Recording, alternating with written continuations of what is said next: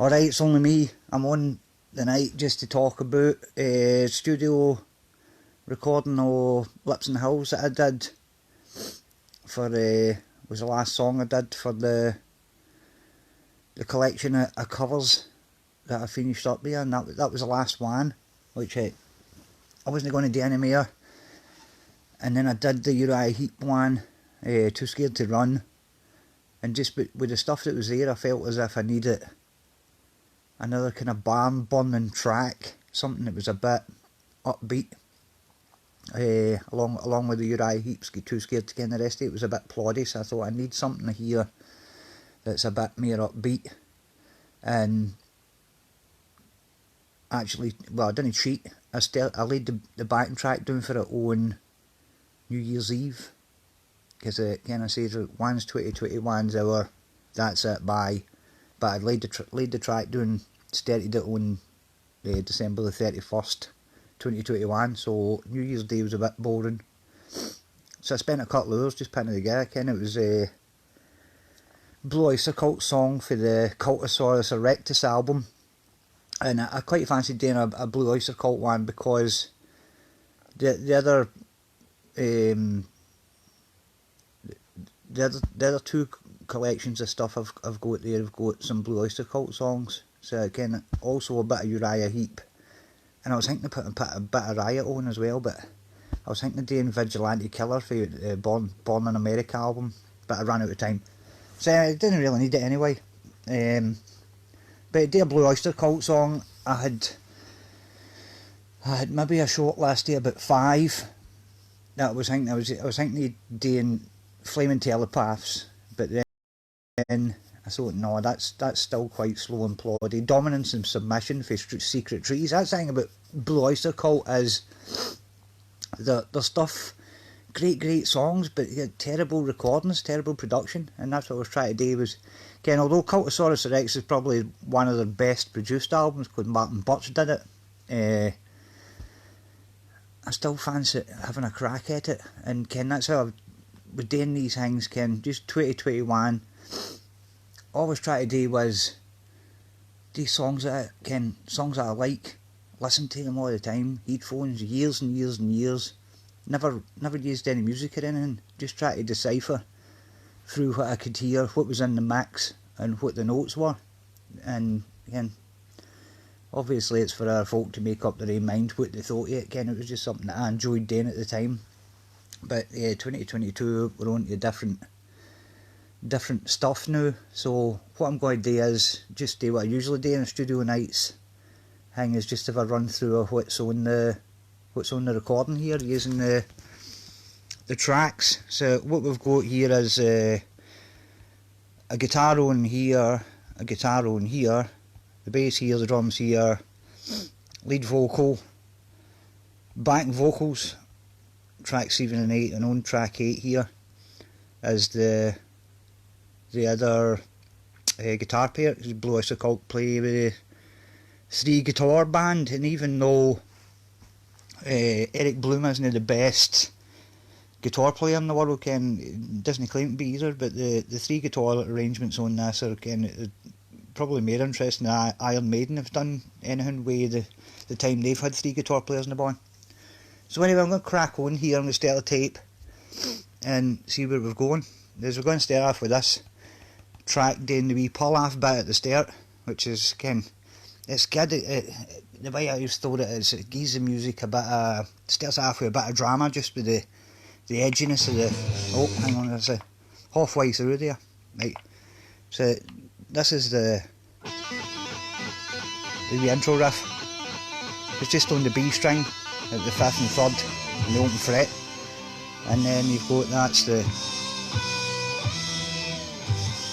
just the guitar playing the chords, and that's the wee intro lead there.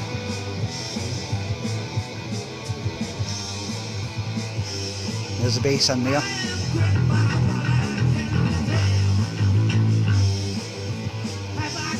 See, what we've got here is that wee riff, that kind of climbing riff, along with that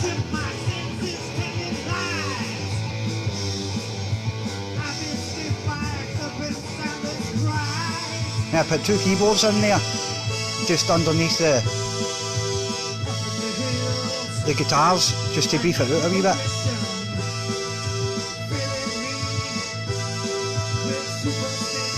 And this is me, I'm going to be doing the backing vocals in here. It was good fun.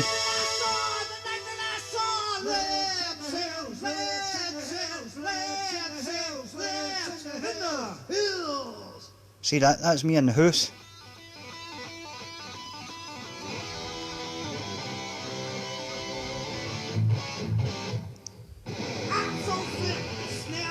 There's my bass and drum parts there.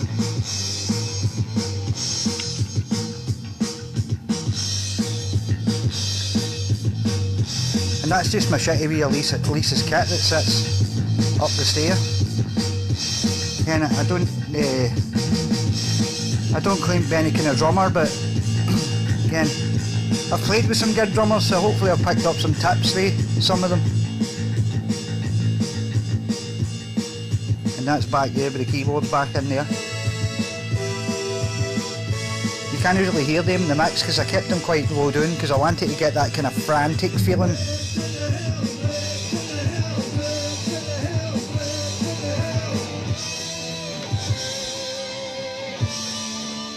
Yeah, I'm just going to stop it now because there's a couple of interesting bits coming up here. What I did with the guitar solo was, I mean, I don't know how long this took me today, maybe about an hour and a half, something like that. But the way Blue Oyster Cult lead guitar player Buck Dharma, Donald Rosner, plays, he's all over the place. He never plays the same thing twice. And I think he's one of America's best and most underrated guitar players. So what I actually did was, instead of doing what I usually do and just play through the track with a composed guitar solo in there that you would just play along as part of the song, I dropped in a guitar solo, and I think this was like maybe the third or fourth go that I had at it, but I thought I'm just going to have a pass at it and then I'll know when it's the right one. So it was just me like going for it in the style of Buck Dharma. And then after the guitar solo, I'll talk about that when it comes up, but there's a sound effect on the record and I didn't know how I was going to do it, but I'll talk about that when I get to it. So this is us coming to the guitar solo bit here, and this is me just going for it here. Oh.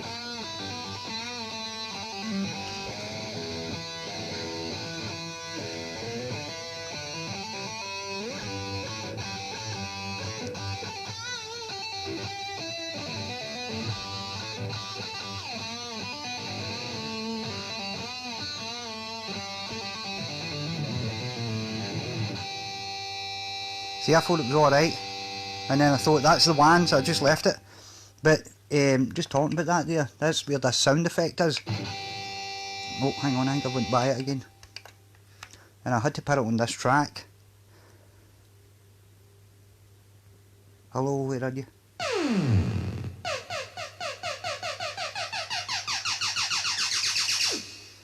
See, that on the record, there's that noise, and I was like, how am I going to do that? How am I going to make a noise that sounds something like that? And I racked my brains thinking about it. And what I actually did was, I got my keyboard out, which has got a pitch bar on it, and I set the pitch bar range to 2 full octaves, and then I fun a sound on a sampler that is the first wee noise you heard there. That was like like that. And what I did was, I pushed the pitch bar down the full octave, and then what I did was hit the sound effect and then kept hitting it, speeding it up, going like this, starting off slow and then getting faster and faster while I was pushing the pitch bar up through 2 octaves, so that although it was me speeding up, the sound was going up the way, and it sounded like a UFO taking off. And I was actually quite happy with that. I was like, I can't believe I worked out how to do that. So anyway, that's pretty much what's on the tapes. Nothing fancy. Again, they haven't really put anything on there that you can't hear on the record. Ken, I was fascinated by, Ken, is that all there is on that record? Is it just a couple of guitars, bass and drums and stuff? Ken, surely there must be something else, but it isn't. Ken, you break it all down and what you've got is pretty much what sounds on the Blue Oyster Cult album.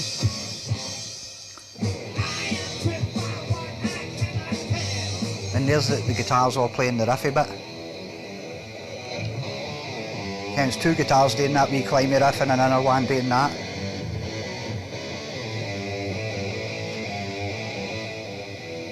Because what I was looking for was just to get the frantic feel of it. Because that bit at the start where it stops, where it goes do do do do, and then it's like a gun going off and the whole band just like heads away in that kind of frantic way. So anyway, that's about that. Thank you very much for sitting and listening to me waffling on about stuff I've been recording. But I'm working tomorrow, and then when I finish tomorrow, I'm in for a week's holiday. So I'm hopefully going to get some stuff done and start on my Remind stuff, because I'm ken folk probably see listening to it, but I've got a lot of songs written. They're tied up in another project, which again is pretty much died on its arse. So I'm just going to start afresh. And again, I'm a band guy. I never really liked working myself. I like working in bands. I like working with other folk, but I'm left on my Todd here to do this. So 2022 is just going to be the start of me just striking out with myself and starting to do stuff myself. See where that leads to.